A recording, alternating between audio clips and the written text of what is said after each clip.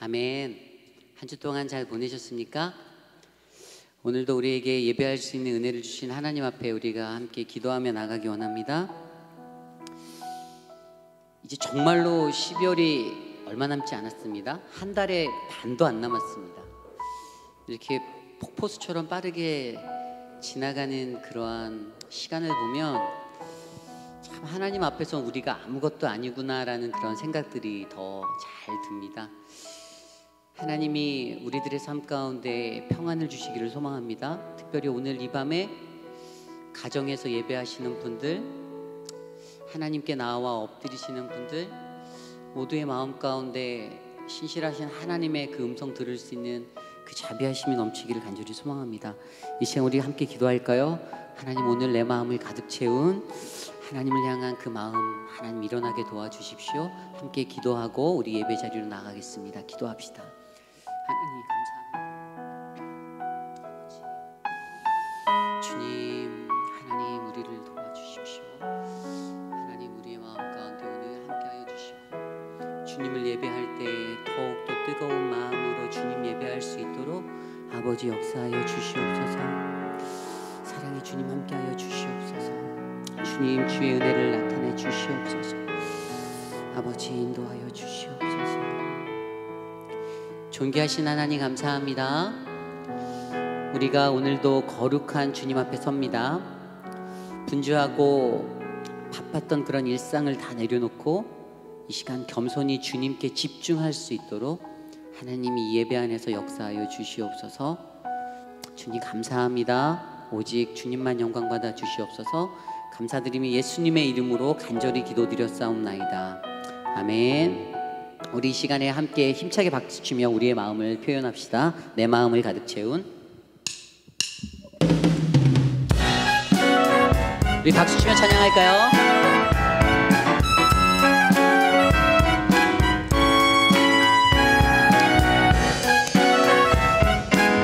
우리의 마음을 표현하며 찬양합시다.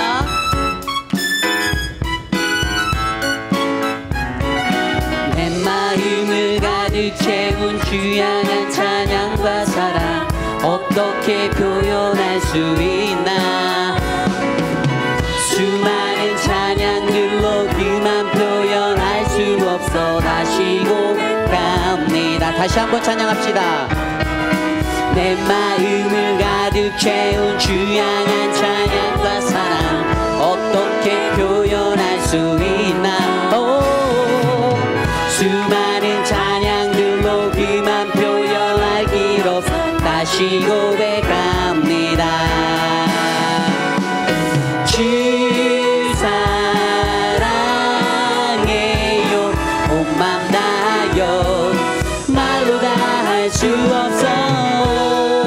주 사랑해요 찬양 받아주소서. 수많은 멜로디와 찬양들을 그렸지만 다시 고백하기 원하네. 오, 주님은 나의 사랑 삶의 중심 되시오니 주를 찬양합니다. 다시 한번 수많은 멜로디와 찬양들을 그렸지만 다시 고백하기 원하네. 아멘. 주님은 나의 사랑 삶의 중심 되시오니 주를 찬양합니다. 주님 사랑합니다. 주 사랑해요 온 맘 다하여 말로 다 할 수 없어. 주 사랑해요 찬양 받아주소서. 주님 사랑 다시 고백하는 주님 사랑 다시 고백하는 새날 주신 감사해요. 주님 사랑 다시 고백하는 새날 주신 감사해요. 주 사랑해요. 주 사랑해요 온 맘 다하여 말로 다 할 수 없어. 사랑해요 찬양 받아주소서. 주님 사랑합니다. 주 사랑해요. 온 맘 다하여 말로 다 할 수 없어. 오직 사랑해요. 찬양받아. 우리 한 번 더 고백할까요? 주님 사랑해요. 주 사랑해요. 온 맘 다하여 말로 다 할 수 없어. 오직 사랑해요. 찬양받아 주소서.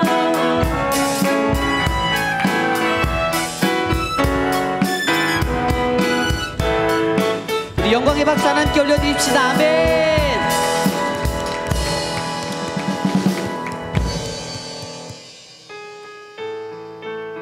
만왕의 왕 되신 우리 주님께 찬양하며 나아갑시다.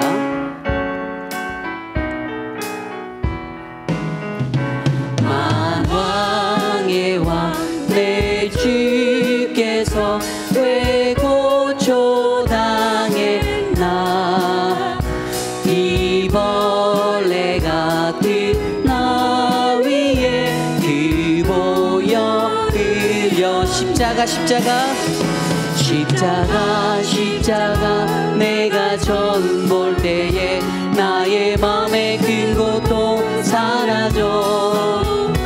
오늘 믿고서 내 눈 밝았네. 참 내 기쁨 영원하도다. 주 십자가 못 박힘을 속죄하마니까. 그 극률함과 그 은혜 말할 수 없도. 십자가 내가 처음 볼 때에 나의 맘의 큰 고통 사라져. 오늘 믿고서 내 눈 밝았네. 참 내 기쁨 영원하도다. 늘 울어도 그 큰 은혜 다 갚을 수 없네. 나 주님께 몸 바쳐서 주의 입술. 십자가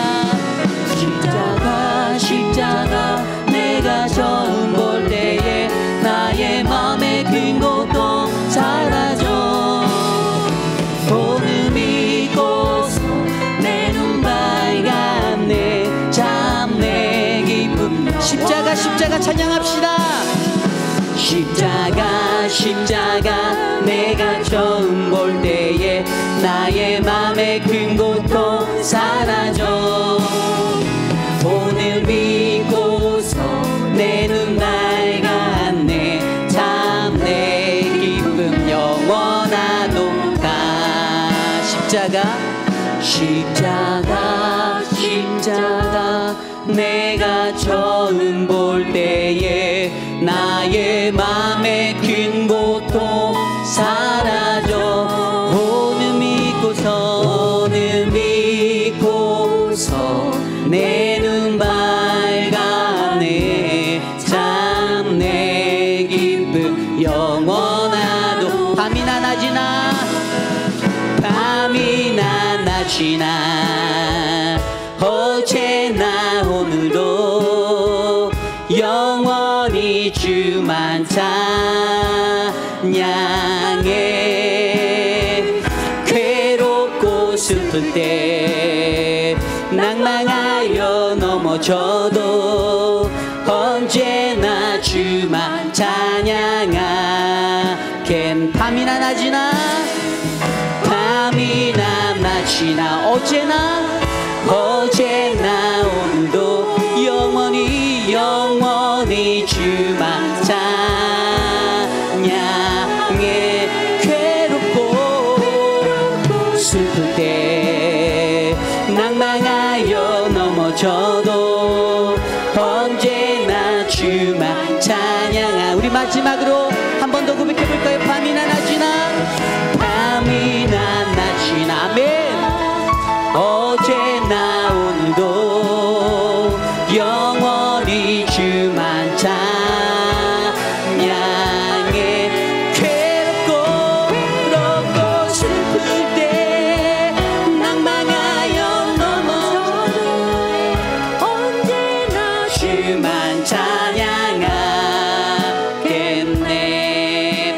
낮이나 밤이나 낮이나 어제나 오늘도 영원히 주만 찬양해.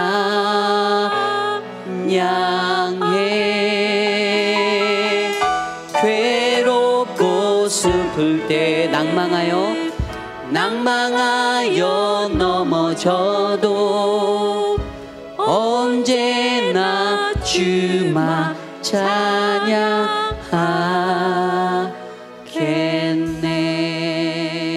아멘. 아멘.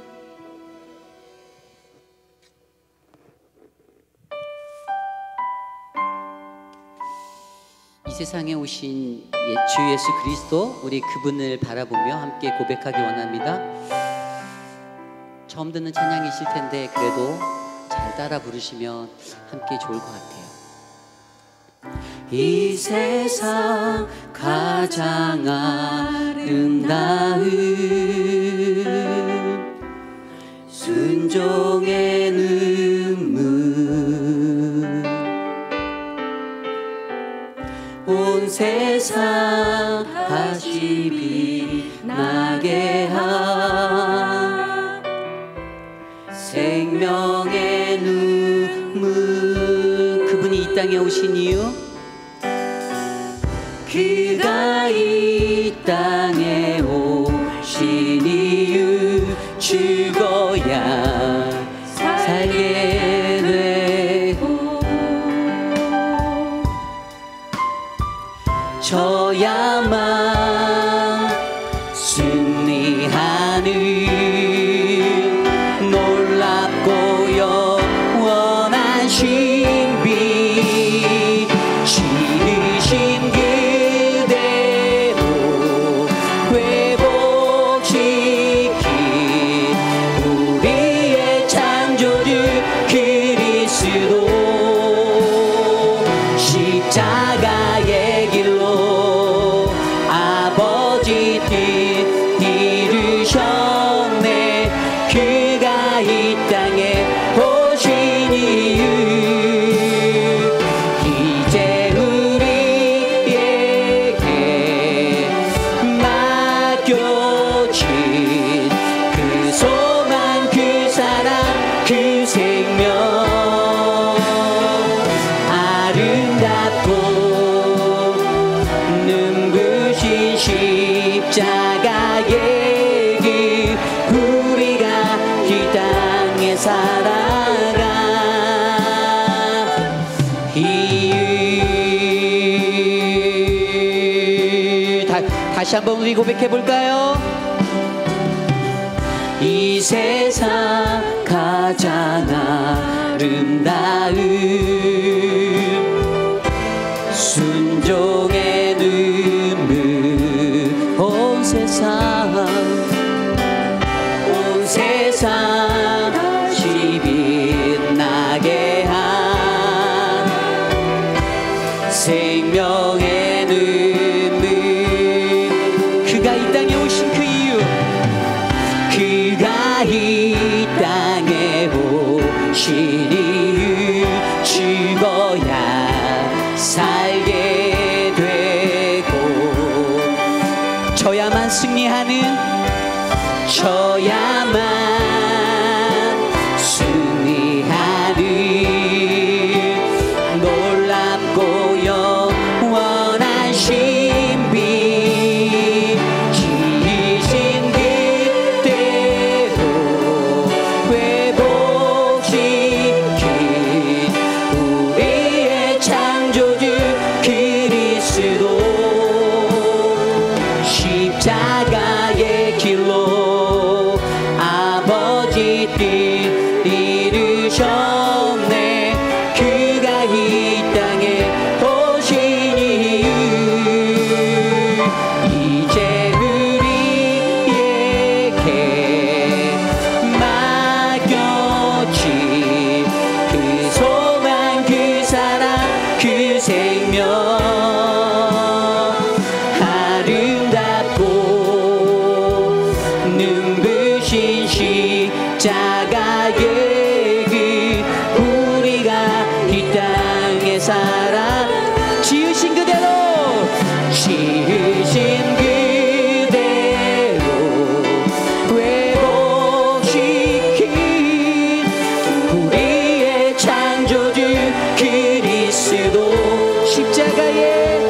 십자가의 길로 아버지 뜻 이루셨네. 그가 이루신 이유 이제 우리에게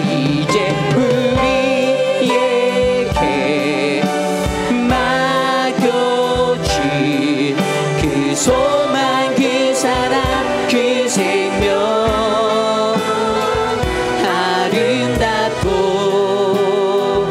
눈부신 십자가의 길 우리가 이 땅에 살아가 이제 우리에게 맡겨진 그 소망 그 사랑 그 생명 아름답고 눈부신 십자가의 길 우리가 이 땅에 살아가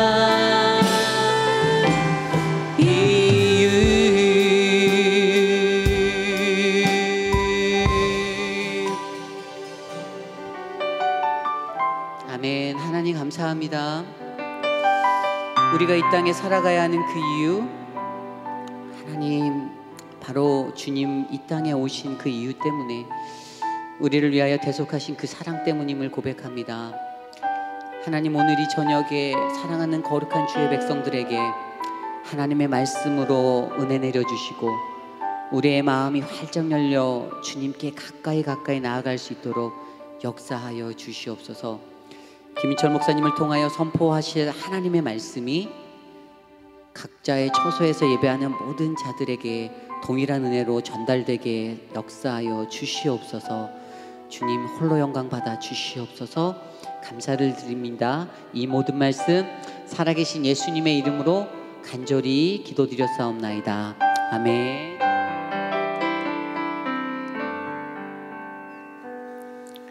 하나님께서 오늘 우리에게 주시는 말씀 베드로전서 2장 11절에서부터 17절까지 말씀입니다. 하나님의 말씀 받들어 봉독할 때에 살아계신 하나님의 음성을 들으시기 바랍니다. 사랑하는 자들아, 거류민과 나그네 같은 너희를 권하노니 영혼을 거슬려 싸우는 육체의 정욕을 제어하라. 너희가 이방인 중에서 행실을 선하게 가져 너희를 악행한다고 비방하는 자들로 하여금 너희 선한 일을 보고 오시는 날에 하나님께 영광을 돌리게 하려 함이라. 인간의 모든 제도를 주를 위하여 순종하되 혹은 위에 있는 왕이나 혹은 그가 악행하는 자를 징벌하고 선행하는 자를 포상하기 위하여 보낸 총독에게 하라. 곧 선행으로 어리석은 사람들의 무식한 말을 막으시는 것이라. 너희는 자유가 있으나 그 자유로 악을 가리는 데 쓰지 말고 오직 하나님의 종과 같이 하라. 무사람을 공경하며 형제를 사랑하며 하나님을 두려워하며 왕을 존대하라. 아멘. 예수님을 믿어서 가장 좋은 것이 무엇일까요? 여러 가지가 있겠지만 가장 중요한 것이 있다고 한다면 우리의 인생, 우리 인간으로서의 삶이 인생 아니에요? 우리의 인간은 수명이라고 하는 것이 있기 때문에 우리의 인간의 삶이라고 하는 것이 제한적인 것 같지만 실제로 성경은 우리의 삶은 영원하다라고 이야기를 하죠.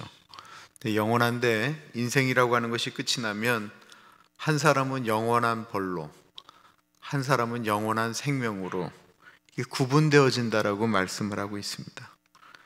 예수 믿어서 좋은 이유는 그 영원한 생명, 영원한 삶으로 들어가는 열쇠가 예수 그리스도의 이름 앞에 있다라고 하는 이유이죠. 우리는 모두 죄인이기 때문에 그렇습니다. 모든 사람이 죄를 범하였음에 하나님의 영광에 이르지 못한다라고 했는데, 아까 우리 마지막으로 불렀던 찬양 가운데 예수 그리스도가 이 땅에 오신 이유가 우리가 죄인이기 때문에 그러신 거죠. 그런 우리를 위해 예수님이 십자가에서 피를 흘리셨습니다. 그 피로 인하여 우리가 구속, 곧 죄사함을 얻게 되었습니다. 여기서 이제 중요한 신학적인 문제가 나오게 되는 거예요. 예수님의 십자가 사건은 모든 사람들을 위한 대속의 피라고 이야기하죠. 맞죠? 예수님의 십자가 사건에 예외인 저 사람을 빼고 내가 십자가를 졌다 이럴 수 있나요? 한 사람도 예외가 없어요. 그런데 그 보혈의 은혜, 그 은혜만큼은 그 예수님을 믿는 자들에게 주셨다라고 하는 거예요. 이거에 대해서 이거 좀 너무 심하지 않느냐라고 이야기하는데 간단한 예를 들어볼게요. 하버드라고 하는 대학이 있어요. 이 땅에 있는 공부하는 애들이 다 가기를 원하는 거죠. 하버드 대학은 사람을 받겠다라고 이렇게 되어져 있어요. 그리고 거기는 누구든지 신청을 할 수가 있어요. 근데 신청도 안 한 다음에 나는 하버드에 들어갔다라고 말할 수 있는 건 아니잖아요. 거기를 들어가려면 입학원서를 내야 돼요. 입학원서를 낼 뿐만 아니라 공부도 열심히 해야 되고 여러 가지 조건에 맞는 것처럼 내지도 않은데 나는 하버드로 갈 수 있다가 아니고 내야 되는 것처럼 예수님으로 인하여 내가 구원을 얻는다고 하면 예수 그리스도를 내가 믿어야 된다라고 하는 것입니다. 예수님의 십자가 보혈은 모든 사람들을 다 구원하실 수 있지만 거기에는 예외는 분명히 없죠. 살인, 강도짓 하다가 이제 숨 넘어가기 직전에 강도라고 할지라도 구원받았다라고 하는 확신을 우리는 알고 있어요. 아무리 악한 죄인이라도 천국에 들어갈 수 있어요. 단 조건은 예수님을 믿어야 된다라는 것입니다. 하나님이 세상을 이처럼 사랑하사 독생자를 주셨으니 이는 저를 믿는 자마다 멸망치 않고 영생을 얻게 하려 하심이다라는 거예요. 그러므로 그 십자가의 은혜 앞에 나오는 사람들이 중요한 것입니다. 그 은혜 앞에 나오는 사람은 피부와도 상관없어요. 가진 것, 못 가진 것과도 상관없어요. 키 큰 사람, 작은 사람 모두 예외가 없어요. 모두 예수님만 믿으면 되는 거예요. 그 예수님을 믿는 사람들은 예수님을 믿는 순간부터 신분이 바뀌게 됩니다. 고린도후서 5장 17절에 그런즉 누구든지 그리스도 예수 안에 있으면 새로운 피조물이라 이전 것은 지나갔으니 보라 새 것이 되었도다. 영접하는 자, 곧 그 이름을 믿는 자들에게는 하나님의 자녀가 되는 권세를 주셨다라고 하셨습니다. 사실 우리가 예수님을 영접하는 순간 우리의 모습이 확 변하면 얼마나 좋겠어요. 갑자기 코가 이렇게 탁 날이 서고 눈이 이렇게 커지면 얼마나 좋겠어요. 제가 여러분들이 꼭 말씀드리고 싶은 안경점이 하나 있어요. 저 아리랑 마켓 옆에 있는 안경점이에요. 안경 무슨 나라 이런 것 같아요. 지난번에 저한테 거기서 일하던 자매가 나를 아버님이라 불렀던 그 악한 안경점이에요. 근데 제가 이번에 시력 검사를 하러 갔어요. 그때 이번엔 어떤 남자가 저를 봤어요. 젊은 친구예요. 그러더니 저한테 이러는 거예요. 눈을 크게 뜨세요. 그래서 내가 그랬어요. 이게 다 뜬 거라고. 그랬더니만 그래도 좀 크게 뜨세요. 그래서 내가 또 얘기했어요. 이게 다 크게 뜬 거라고. 그랬더니 가만히 계세요. 그러더니만 제 눈을 이렇게 올리더라고요. 제가 예수님 만난 다음에 눈이 커졌으면 얼마나 좋겠어요. 제 막내 동생은 키가 이게 그 친구가 또 이 설교를 들을지도 모르는데 하여튼 165가 안 되는 친구예요. 걔가 미국에서 공부했거든요. 미국에서 공부할 때 걔가 기도했던 거는 예수님 나도 저 친구들처럼 키 크게 해주세요.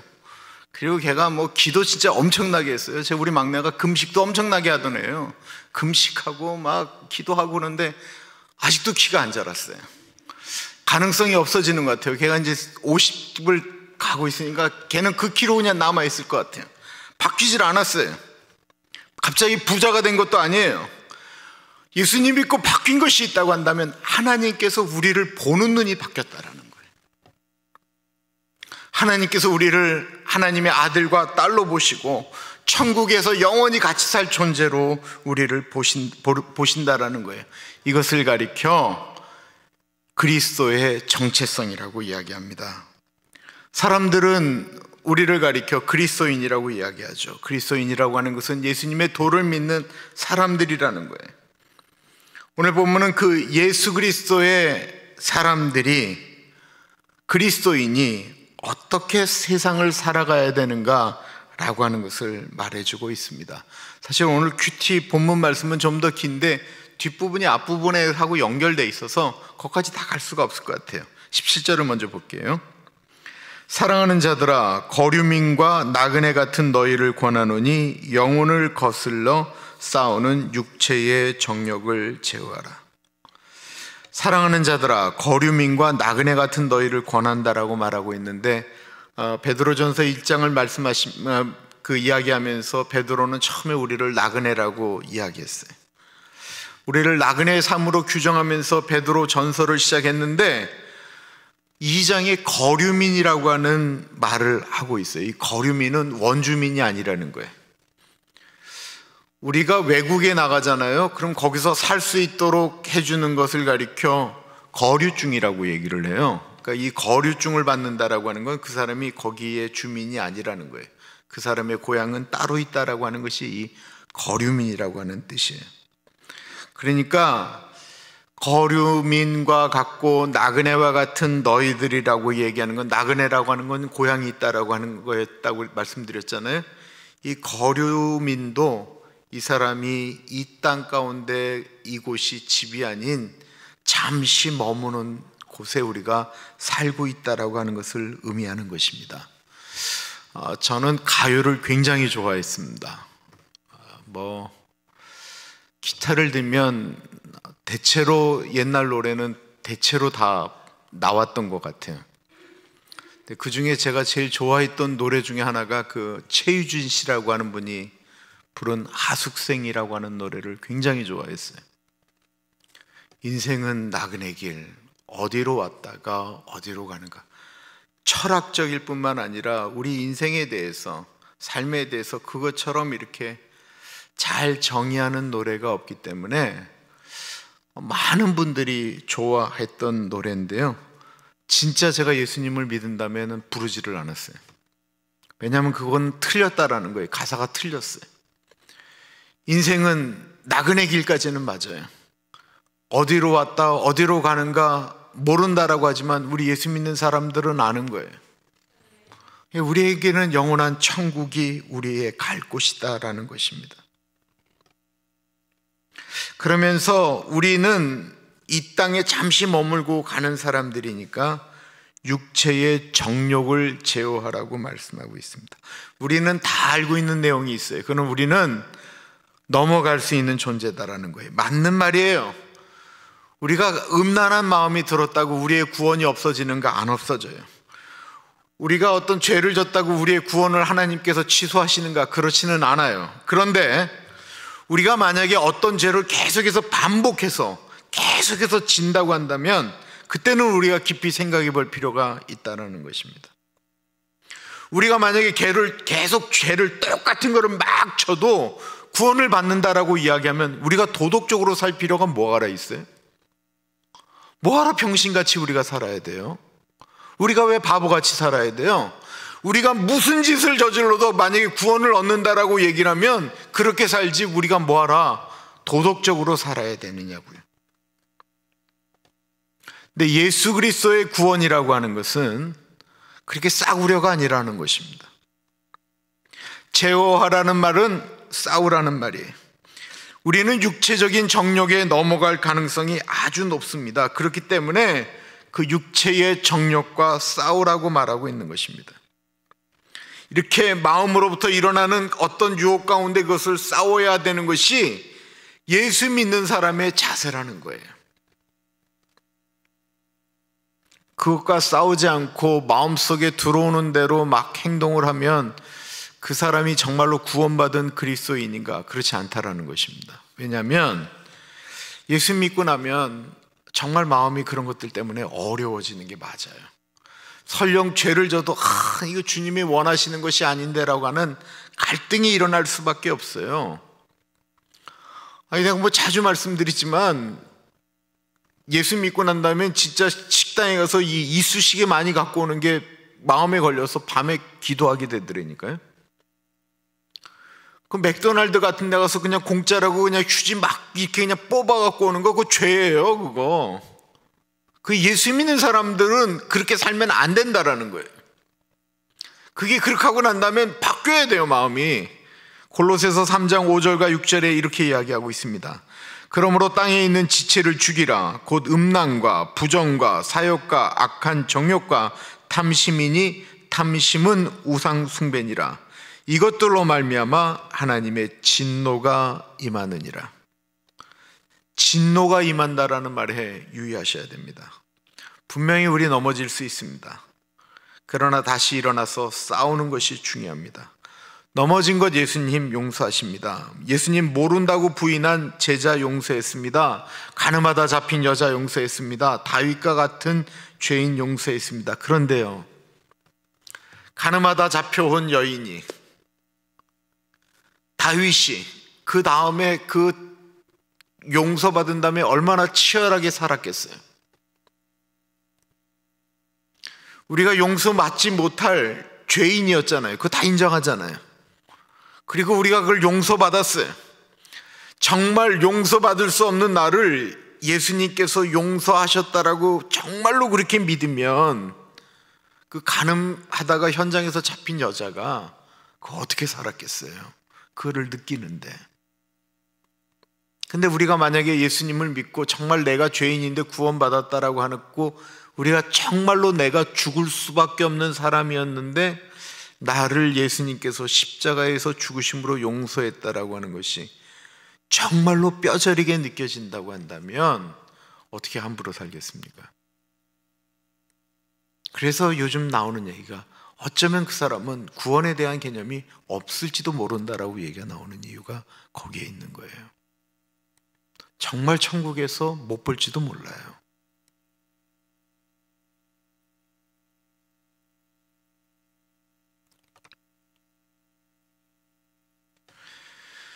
그렇게 살 때에 12절이 적용이 되어집니다. 너희가 이방인 중에서 행실을 선하게 가져 너희를 악행한다고 비방하는 자들로 하여금 너희 선한 일을 보고 오시는 날에 하나님께 영광을 돌리게 하려 함이라. 지난 주일에 말씀드렸던 것처럼 당시 이 그리스도인에 대한 핍박이라고 하는 것은 뭐 상상을 초월하는 거죠.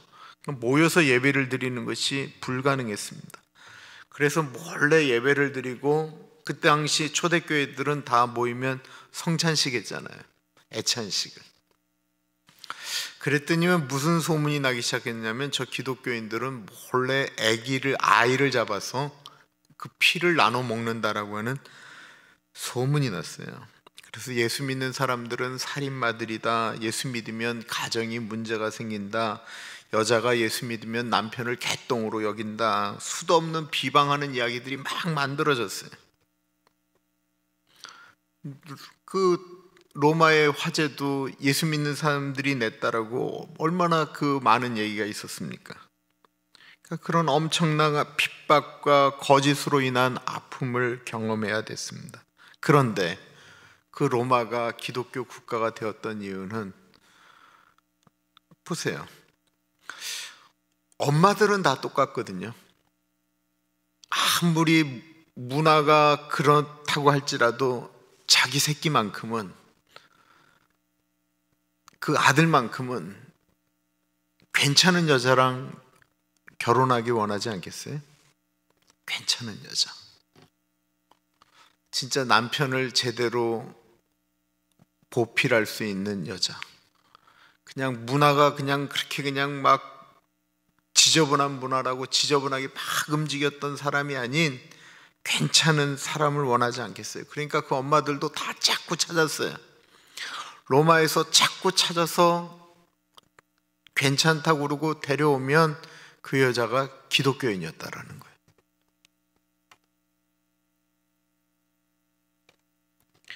그러니까 이 예수 믿는 여자들이 끊임없이 그 좋은 가문으로 시집을 가게 됐습니다.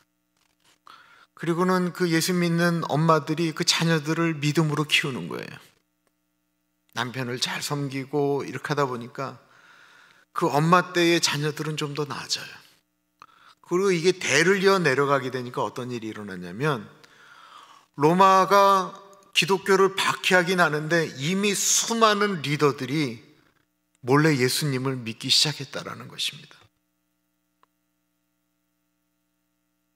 그리고는 심지어는 그 콘스탄티노플 황제의 엄마가 예수 믿는 사람이었기 때문에 이게 어느 순간에 확 하고 뒤집어진 것이죠.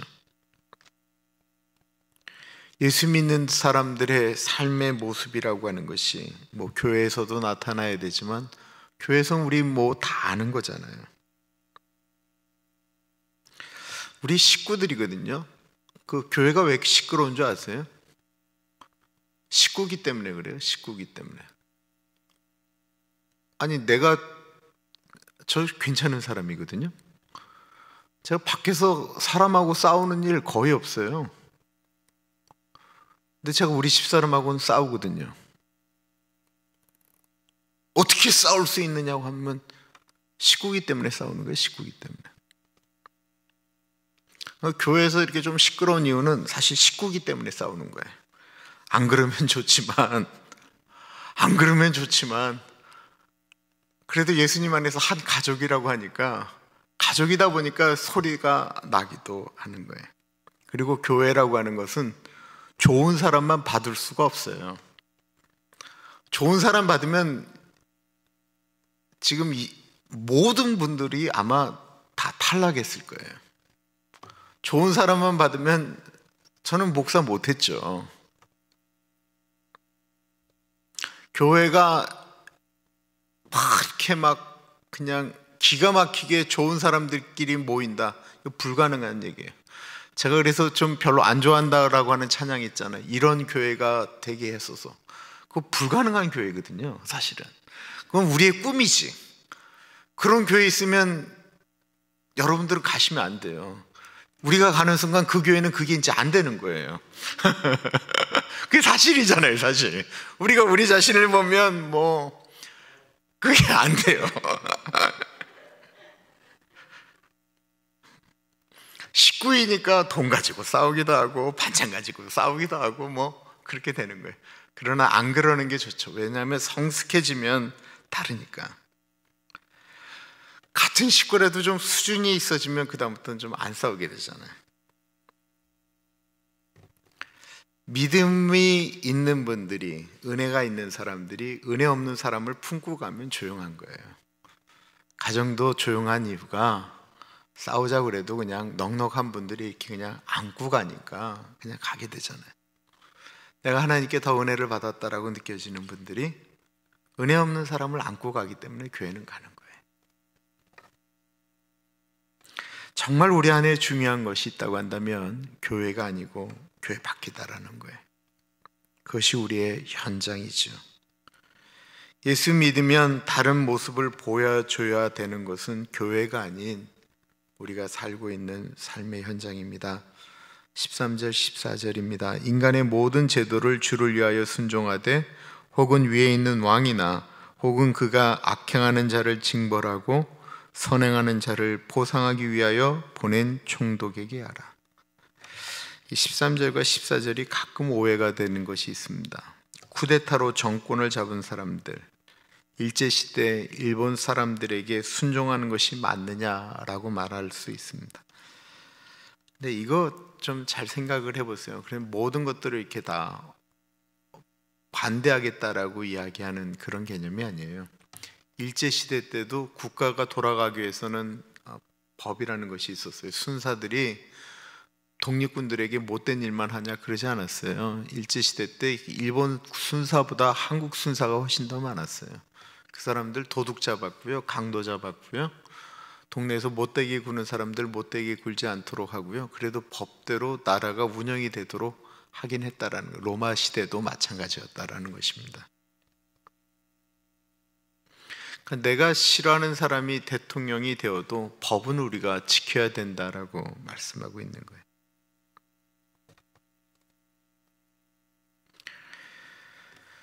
우리는 이 미국이라는 나라는 좀 특별한 나라라고 우리가 잘 알죠. 뭐 돈을 찍어낸다라고 얘기를 하니까 저는 뭐 사실 그 말 한국에 있을 때는 잘 안 믿었는데 진짜 찍어내긴 찍어내나 봐요. 그래서 한번 쫙 돈을 푼다라고도 얘기를 해.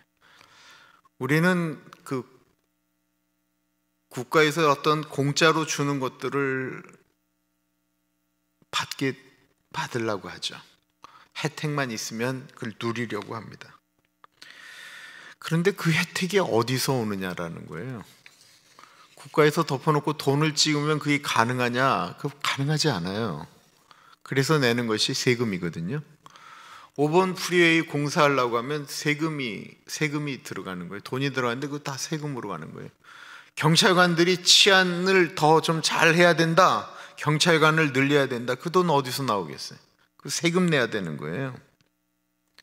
모든 것들이 다 그렇게 움직여지는데 예수 믿는 사람들이 탈세는 하고 세금은 제대로 안 내면서 어떤 혜택을 누리겠다라고 얘기하는 게 얼마나 하나님 앞에 불의한 일이냐라는 것입니다. 예수 믿는 사람들은 세상에 속해 있지만 실제로는 하늘에 속해 있는 것이죠. 이 세상을 뛰어넘는 하나님 나라 소속입니다. 그러나 우리가 하나님 나라에 속해 있으면서도 지난주에 그 하늘 소망이라는 것, 우리가 그렇지만 우리의 발은 분명히 이 땅에 디디며 살고 있거든요. 우리는 그렇다고 한다면 법을 지켜야 되는 거예요. 우리는 어떻게 보면 이 세상 법에 이렇게 얽매이지 않을 수 있는 자유인이에요. 그렇지만 그 자유를 누리되 그 자유를 제한할 수 있는 자유가 있다라는 거예요. 16절이 그 얘기를 하고 있습니다. 너희는 자유가 있으나 그 자유로 악을 가리는 데 쓰지 말고 오직 하나님의 종과 같이 하라. 우리는 그전에 자유가 없었어요. 우리는 죄의 종로로 타고 있다라고 이야기하고 있어요. 요한복음 8장 34절에 보면 예수께서 대답하시되 진실로 진실로 너희에게 이르노니 죄를 범하는 자마다 죄의 종이라고 했어요. 우리는 죄의 종이었어요. 그런데 우리가 예수님께서 우리를 위하여 죽으시고 우리가 예수님을 영접하는 순간 죄의 문제에서 우리가 자유하게 되었어요. 우리는 분명히 자유인이 되었어요. 그 전에는 유대인들이 율법을 지킬 때 구원 못 받을까 봐 지켰어요. 살인하면 안 돼, 간음하면 안 돼, 막 이렇게 생각을 했어요. 그때 율법을 느낄 때 사람들에게 느꼈던 건 뭐였어요? 내가 죄인이다라는 것이었어요. 로마서 3장 20절에 보면 그러므로 율법의 행위로 그의 앞에 의롭다 하심을 얻을 육체가 없나니 율법으로는 죄를 깨달음이라. 살인하지 말라는 법 때문에 살인하면 죄이구나 라고 하는 것을 알았어요. 그렇죠? 간음하지 말지니라는 말 때문에 간음하면 그것이 죄인 것을 깨닫게 되었어요. 우리가 율법 때문에 우리가 죄인인 것을 우리가 분명히 아는 거예요. 그래서 예수님께서 간음하다 현장에서 잡힌 사람을 보고 이거 돌로 칠까요? 라고 얘기하는 사람들에게 예수님이 이렇게 반대로 질문을 하시잖아요. 너희 중에 죄 없는 사람이 먼저 돌로 쳐라.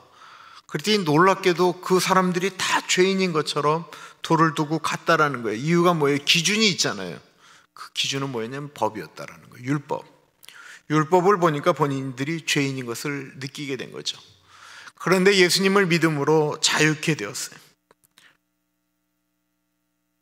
그런데 우리가 다시 율법으로 돌아가는 이유에 대해서 존 칼빈이 제3의 율법이라고 제가 참 좋아하는 거예요. 그러니까 다시 볼게요. 이 죄를 지면 내가 벌 받으니까 율법을 지켜야 돼. 그래서 막 그냥 최선을 다해서 율법을 지키는 거예요. 안식일 날 일하면 안 된다고 하니까 그 뉴욕에 유태인들이 사는 사람들이 다 엘리베이터에 서 있대잖아요. 다른 사람이 와서 이거 몇 층을 눌러주면 그거 타고 올라가는 거예요. 이거 내가 누르면 율법을 어기는 거기 때문에 그렇게 하면 안 돼. 막 이랬어요. 근데 예수 믿고 내가 자유함을 얻었어요. 그 다음부터 내가 내 마음대로 행동해도 예수님께서 용서해 주신다고 그래요. 막 그렇게 생각을 했어요. 그런데 내가 예수님을 믿게 되니까 그전에는 막 막 억지로 구원받기 위해서 막 했는데 제가 예수님 사랑하게 되니까 예수님 좋아하는 일을 하게 된다라는 거예요. 예수님이 내가 그 일하는 거 싫어하시지라고 생각하니까 그 일을 안 하게 되는 거예요. 내가 예수님 사랑하니까 예수님 좋아하는 일 한다라는 거예요. 그래서 분명히 내가 자유인인데도 불구하고 내가 나의 자유를 억제하는 거예요. 이게 진짜 자유예요. 저는 어떤 분들은 담배를 끊으면 담배 냄새가 이렇게 막 역하게 난다라고 하는데 저는 아니에요. 저는 담배 끊은 지 한 거의 30년 된 것 같아요. 저 굉장히 많이 피웠거든요. 근데 그렇게 지나가는데 담배 냄새가 코로 싹 들어오면 역하게 막 욱해야 되잖아요. 근데 나는 옛날의 향취야 이러거든요. 근데 내가 그거 핀다고 뭐 내가 구원 못 받겠어요? 미국 목사님들 중에 담배 피는 분들 많으세요. 그런데 제가 피울 수 있는 자유가 있는데 내가 그 자유를 내 마음, 내가 좋아하는 걸 이렇게 탁 억제할 수 있는 자유. 멋지지 않아요? 진짜 멋있잖아요. 내가 이거 다 해도 예수님이 이것 때문에 뭐라고 할 것 같지 않아요. 그런데 내가 그를 안 하는 자유가 나한테 있는 거예요. 하는 자유보다 그 하는 자유를 억제할 수 있는 내 마음의 자유는 한껏 높은 거죠. 그것에 대해서 이야기하고 있는 것입니다. 그러면서 뭇사람을 공경하라고 17절에 이야기하고 있습니다. 뭇사람을 공경하며 형제를 사랑하며 하나님을 두려워하며 왕을 존대하라. 앞에 9절에 연이어 말하는 것이 있다고 한다면 어떤 사람에게든지 행동함에 있어서 내가 자유자의 모습으로 행동하는 것이 아니고 낮은 자의 모습으로 그들을 대하려고 말하고 있는 것입니다. 이 말을 하는 데 있어서 예수를 믿다 보니까 내가 알겠어요. 사람들은 교양 있는 어투를 좋아하죠. 그 교양 있게 말하는 걸 좋아해요. 근데 내가 이제 목회를 하면서 느끼는 건데 말은 거칠어도 그 말에 따뜻함이 있는 분들이 있어요. 근데 말은 교양 있게 하는데 그 말에 이렇게 따뜻함이 느껴지지 않는 말들이 있어요. 제가 지금 무슨 말씀하는지 여러분들 다 아실 거예요. 그거는 그 안에 무슨 마음을 갖고 말을 하느냐라고 하는 거예요. 말은 막 그냥 굉장히 싸가지 없게 하는 것 같은데 그 말에 분명한 따뜻함이 있어요. 근데 말은 교양 있고 받는 말만 하는 것 같은데 그 말이 사람을 비게 만들고 상처를 주는 말에 어투가 있다라는 거예요. 느낌이 있다라는 거예요. 색깔이 있다라는 거예요. 왜 그래요? 자기 자신이 하나님의 사람으로 살겠다라고 하는 그 마음속에 있는 것들이 없어지기 때문에 그래요. 그래서요, 자기 자신이 좀 똑똑하다라고 느낄수록, 자신이 좀 많이 가졌다라고 느낄수록 좀 조심하는 것이 좋습니다. 이게 바로 자유를 제한하는 거예요. 예수님의 힘은요, 자유함을 내려놓으실 때 있으셨어요. 하늘 위에 있는 자들과 땅 위에 있는 자들과 땅 아래에 있는 자들이 예수님에게 무릎을 꿇을 때는 예수님께서 무리를 걸으실 때가 아니었어요. 죽은 자를 일으킬 때도 아니었어요. 물고기 2마리와 보리떡 5개로 5,000명 먹이고 12강줄이 남길 때가 아니셨어요. 죽은 자를 살리셨을 때가 아니었어요. 도리어 그때 사람들은 예수님을 따라다니다가 예수님에게 원하는 것을 얻지 못하자 그때 예수님을 떠났다고 얘기를 하고 있어요. 빌립보서 2장 그리스도인의 참미성이라고 이야기하는 것, 이거 여러분들 집에 가서 한번 자주 보시면 참 좋은 말씀이에요.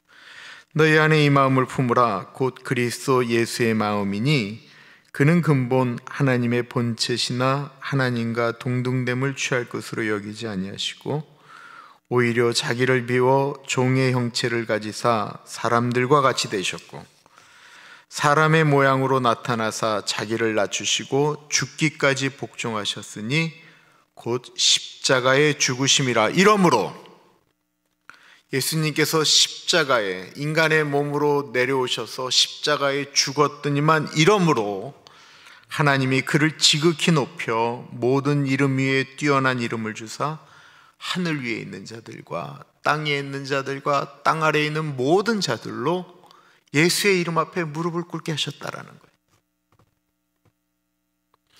예수님께서 무리를 막 걸어다니고 폭풍을 잠잠케 하고 그냥 죽은 자를 일으키고 병자들 다 일으킬 때 하늘 위에 있는 자들과 땅 위에 있는 자들과 땅 아래에 있는 자들이 예수님에게 무릎을 꿇은 게 아니고 예수님께서 인간의 몸으로 오셔서 십자가에서 당신의 자유를 제한하였을 때, 그렇게 죽었을 때라는 거예요.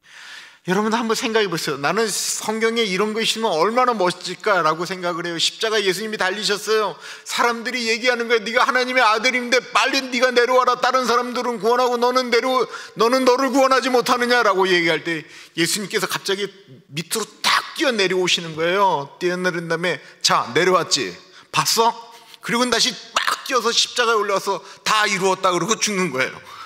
이거 이렇게만 나왔으면 끝내주는 건데 예수님은 그렇게 안 하셨잖아요.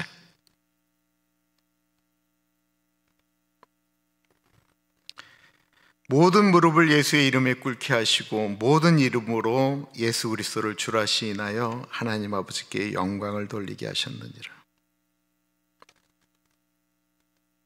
십자가에서 죽으신 예수님이 다시 부활하신 것, 그게 하나님의 아들이신 것을 나타내는 것이죠. 더군다나 더 멋있는 것은 예수님께서 500명 사람들이 보는 앞에서 갑자기 몸이 탁 올라가시면서 천군 천사들이 예수님을 맞이하고 그냥 올라가면서 내가 너희들이 본 그대로 오겠다.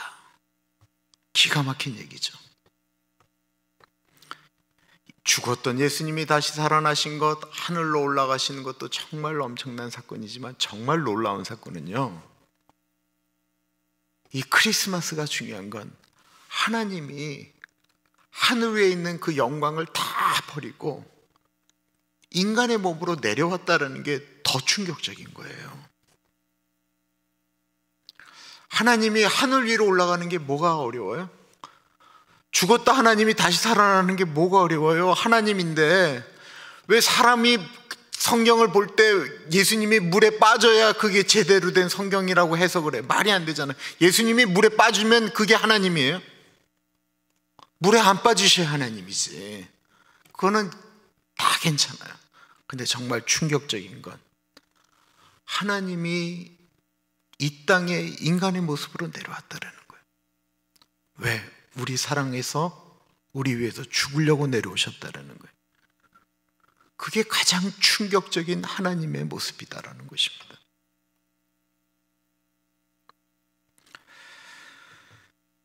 우리가 예수님을 내가 잘 믿었더니만 부자가 됐다, 예수님을 잘 믿었더니만 출세하게 됐다, 예수님을 잘 믿었더니 이런 모든 문제가 다 해결이 됐다, 예수님을 잘 믿었더니 뭐가 됐다, 이것도 굉장히 좋은 간증이지만 정말 사람을 바꾸는 거는요, 저 사람 예수 믿었더니만 변했어, 저 사람 예수 믿었더니만 옛날하고 다른 것 같아, 이것처럼 강한 게 어디 있어요?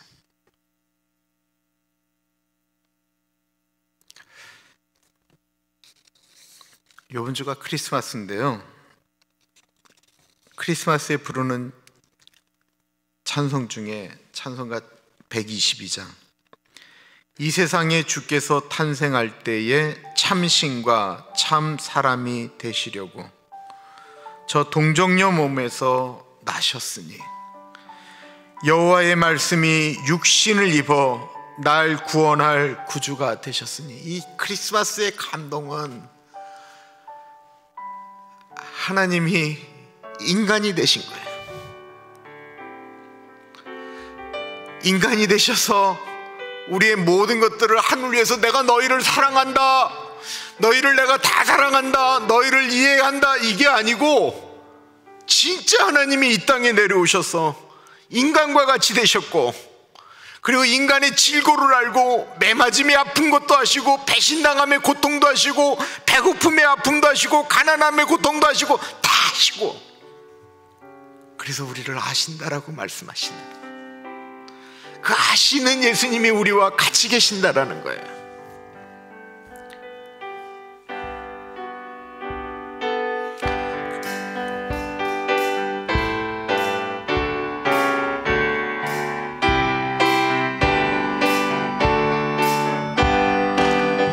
참 반가운 성도여, 다 이리 와서 베들레헴 성 안에 가봅시다. 저 구유에 누이신 아기를 보고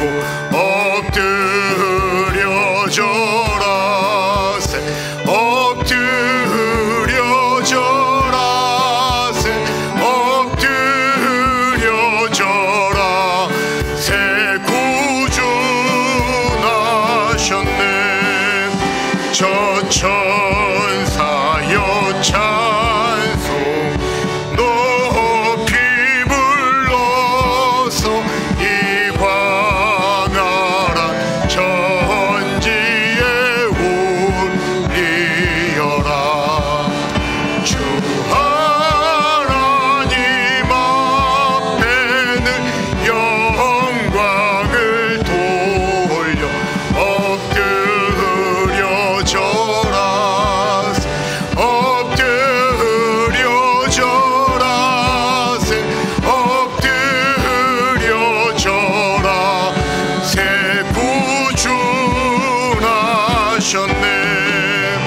이 세상의 주께서 탄생할 때에 참신과 참 사람이 되시려고 저 동정녀 몸에서 나시었으니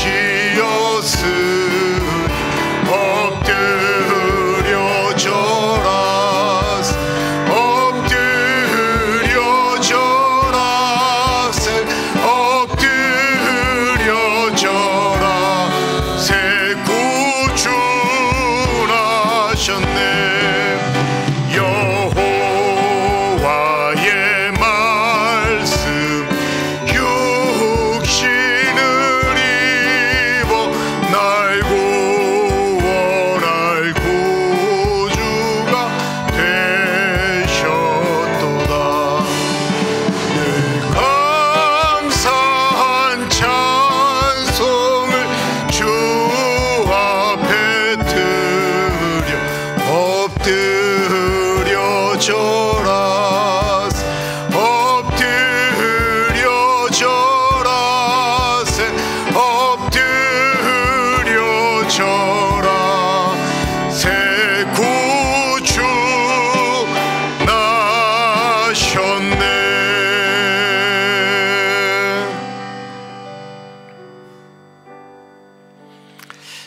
예수님을 우리가 경배해야 되는 이유는 하나님이 이 땅에 참 신과 참 사람으로 오셔서 동정녀의 몸에서 태어나시고 그냥 가장 낮은 자리라고 말하지만 진짜 그 베들레헴 말구유, 눅눅하고 축축하고 똥냄새 나고 진짜 가장 낮은, 아기가 태어났는데 그보다 더 낮아질 수 없는 곳에 오셨죠. 무슨 말이에요?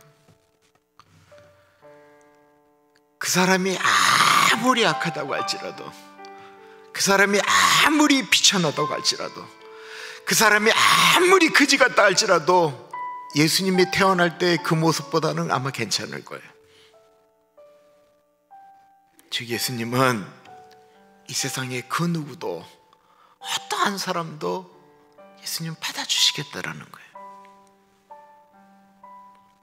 그거를 믿고 경험한 우리들이에요.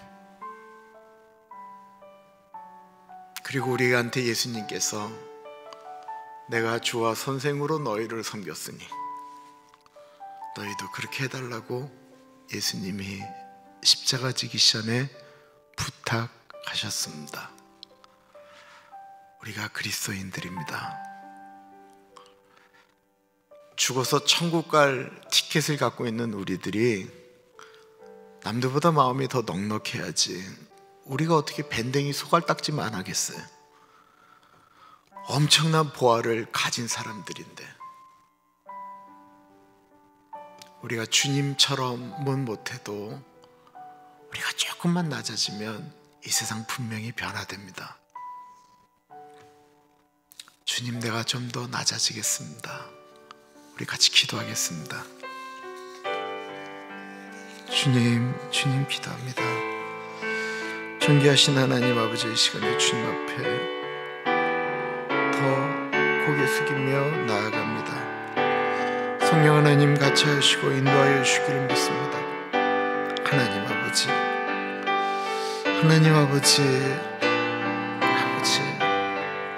주님 좀 더 낮은 마음으로, 주님 좀 더 겸손한 마음으로 주님 앞에 서기를 간절히 기도합니다. 하나님 아버지가 채워주옵소서. 하나님 아버지가 채워주시옵소서. 성령 하나님 인도하여 주옵소서. 아버지가 채워주십시오. 오 하나님 아버지가 채워주십시오. 하나님 인도하여 주시길 기도합니다. 성령 하나님 인도하여 주옵소서.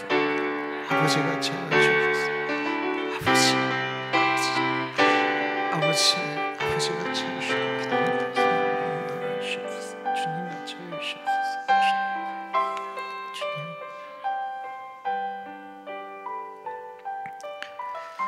존귀하신 하나님 아버지, 예수님만 생각해도 가슴이 따뜻해지는 계절입니다.